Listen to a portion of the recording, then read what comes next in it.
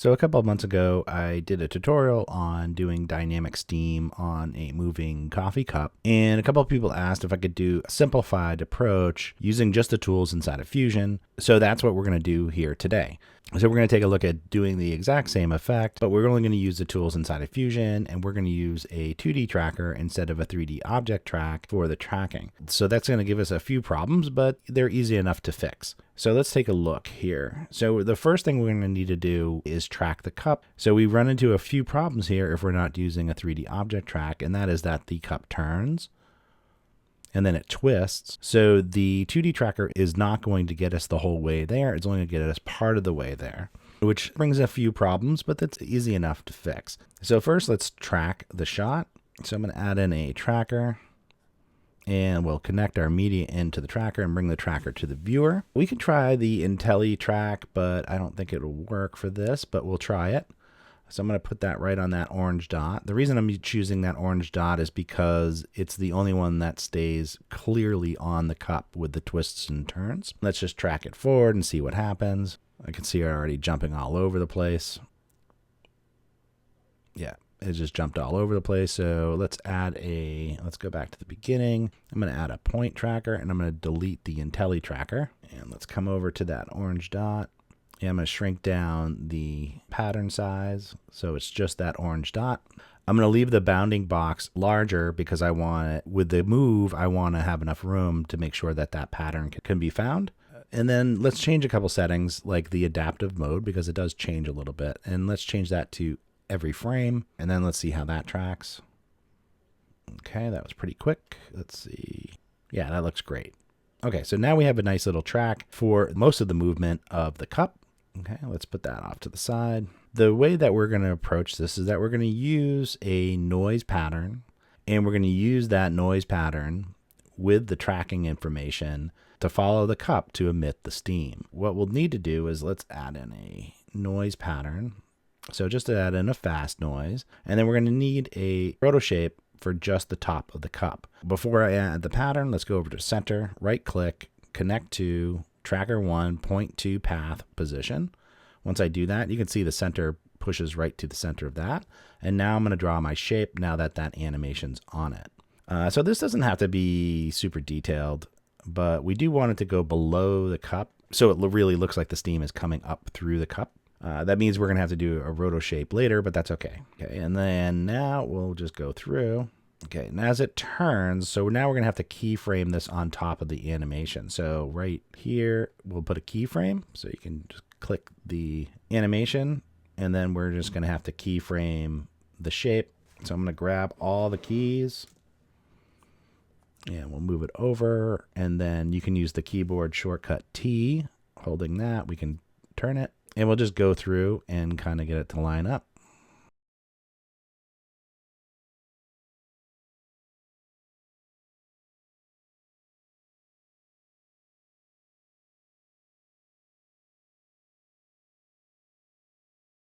Probably doesn't need to be too exact. This might be enough. Okay, so I think that looks okay. So let's take this polygon, drop it into the fast noise, and that's our pattern. So this is going to be our emitter shape that we're going to use. So we just need to change a few settings within that fast noise. So in the fast noise, we just want a little bit more detail. So why don't we bring that up some, maybe some contrast, bring the scale way up. And so now you can see we're getting this kind of shape. And the other thing we want is if we press play and go through, you can see that's just a very static pattern. We want to add a little bit of seethe rate, so maybe something like this. Okay, so now that's going to be our pattern for emitting the steam. Why don't we set up the emitter so we can start taking a look at what this does. We need a P renderer, a P emitter. We'll put the P emitter into the P renderer, and then let's take a look at it in the scene. So right now the P renderer is set up for 3D. For what we want to do, I think we're going to find the 2D to be a little bit easier to work with. In the P renderer, change it to 2D. If you don't have the black background, you can just come over here to the menu here and just turn off checker underlay. Typically it comes in like this. You can turn that off, and then you'll have a black background. Okay, so we do have some particles going right there, but we want it to be on that fast noise. So in the P emitter, let's go over to the region, and instead of it being this sphere, we want it to be the bitmap. And once we do that, you can see an extra input has been added, and we just grab our fast noise and drop it in there. And now you can see our emitter is now over here. You can probably see this a little bit better if we go over to the controls and let's bring up the number. Okay, so there we go. So if I press play, you can see now we're getting the pattern and it's moving along with our animated cup, but we don't have any velocity. It's not going up. So we're going to turn on the velocity. So let's do something like 0.1. We want it to go up. If you noticed when I started hitting the velocity, if I bring it up, you can see it's moving over into the X direction. So we want this to be 0.1 and then we want it to go straight up. So let's go 90 degrees. Now if I press play, now you can see we're starting to get a stream going straight up. Okay, so we're starting to get there. Things are starting to look good. Why don't we take a look at this in the compositions? Let's add in a merge, and then we're going to bring our P renderer over the top of our original clip. And let's take a look at that. And let's press play. And now you can see we're getting this steam. And it's acting dynamically within the scene. All right, that looks pretty good. So let's go back to the P renderer and let's start messing around with this and try to get this to look better. So the first thing is we want this steam to already be going. We don't want it to start on the first frame, so we can take care of that in the P renderer. Over in the P renderer, we have a pre-generate frames. We can bring that up to 10, 20, maybe 30. Press play, and now we're getting a nice big stream. Okay, so that's looking pretty good. The next thing is maybe the lifespan is a little too much, so let's bring down the lifespan. Because we don't need it to last 100 frames. We can just cut it in half to something like 50. And then we can change the lifespan variance. And if we do that, that's going to change how long they last. We can also change the number variance. So instead of just straight 100 every single frame, we're going to have a variation of 20 between that. Okay, so now we're starting to get, looks pretty good. Starting to look good. So the next thing we want to do is we need to break this up even more. So let's add in turbulence. So I'm going to add in a P turbulence, and if you have the P emitter selected, then it'll add right after. Let's see what we can do with this P turbulence. So let's go somewhere up a few frames just so we can see how it's going to break it up. So in the P turbulence, we have some X, Y, and Z strength. If we bring up the X strength, you'll see that it starts to twist it. So it's using the X direction. The Z strength will be the depth. So even though we're doing 2D, it is a 3D system. It's still a 3D particle system. It's just being already rendered out in 2D. You're going to see a change in the way that the pattern looks in the Z depth. And then if we use the Y, that's going to help bring in the pattern that makes it a little bit more wispy. So if I bring in the Y, you can see now we're starting to, whoops, maybe not that much. Let's see what that does.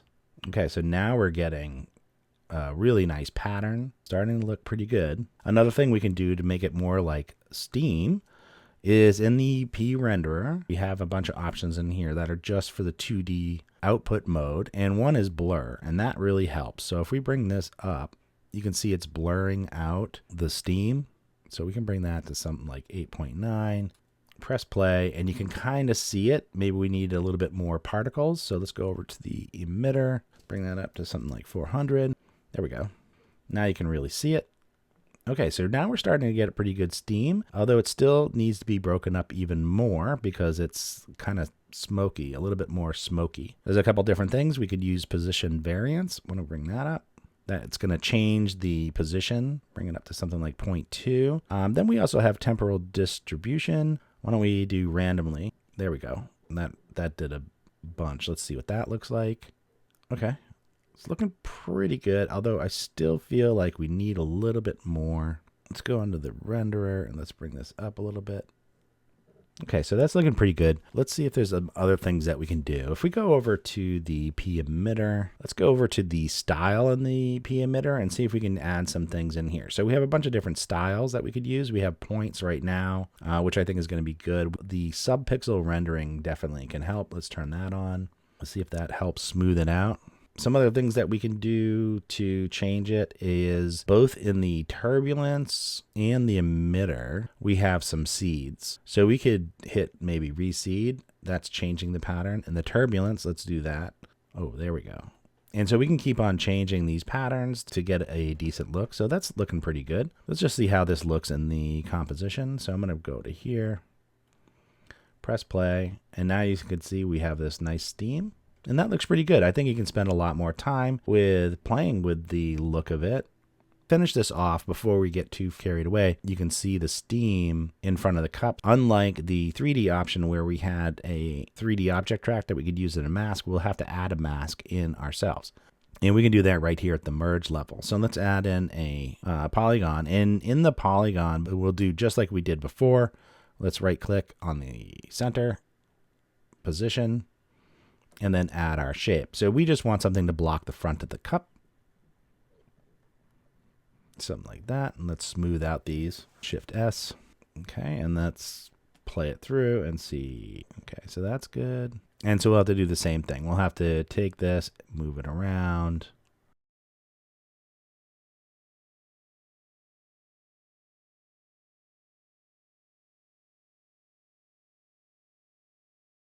Okay, so that's kind of close. Let's see how that looks. So I'm just going to add this into our merge, and this will cut out the steam. We just need to go into the polygon and invert it so that it just cuts out the cup. And let's just kind of play through and see how that looks. Oh, you know what? One of the things you can do in the polygon, we can just soften the edge a little bit just so it's not so harsh. There we go. So that's the basic idea of how you can do the steam effect entirely inside of Fusion. There's a lot more you can do. You can play with this a lot more. If it's too bright, you can go in the merge and blend it down if you wanted to. And then to get the look you want, you have a bunch of different options within the emitter, turbulence, and renderer to change the way that the steam looks. So that's a simple approach to being able to add steam to a moving copy cup. If you have any questions or issues, let me know in the comments, and I'll try to get back to you as soon as I can. Thanks again for watching, and I'll see you again in the next video.